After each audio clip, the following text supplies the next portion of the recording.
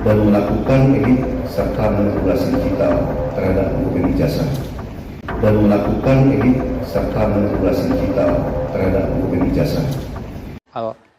bahwa 8 tersangka, kira-kira begitu ya, mereka mengedit. Bagaimana, Bung?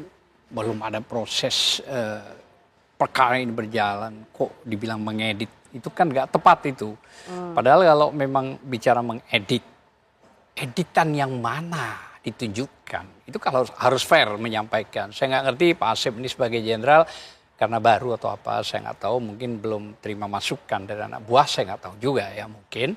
Ya itu hak juga sih, silahkan. Terus yang kedua juga secara etis saya sampaikan.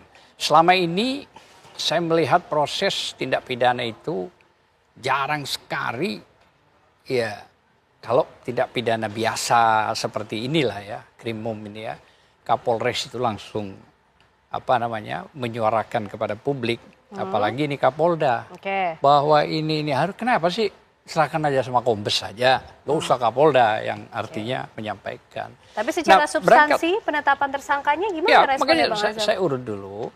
Itu saya kira agak sumir. Kenapa saya katakan sumir? Karena menurut Pak Ade Sam itu, kalau tidak keliru Brigjen dia, Humas, bahwa dari 12 terlapor awalnya ada 1 yang belum terperiksa, yaitu Egy Sujana, karena sakit, Bang Egy ya.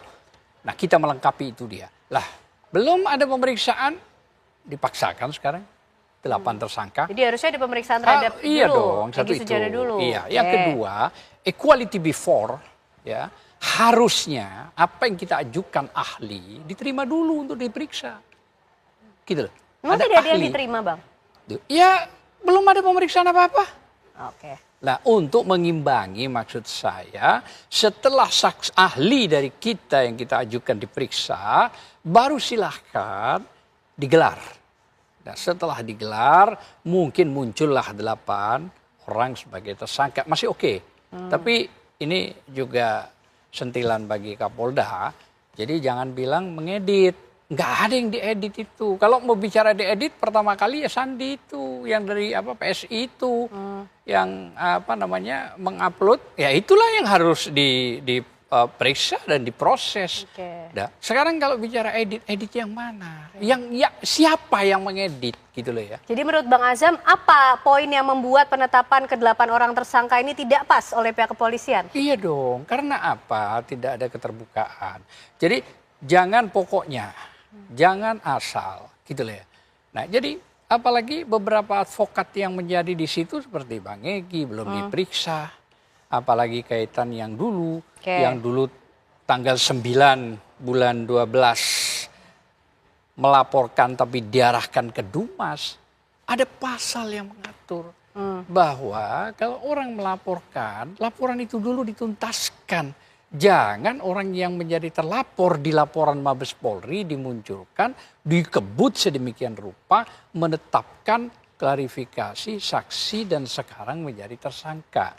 Nah kemungkinan, ini kan 3 orang kalau nggak keliru hari Kamis tanggal 13. Ya. Panggilan ya? Iya panggilan. Ya ini memang pemberitahuan tersangka. Belum ada pemeriksaan tanggal 13 kan.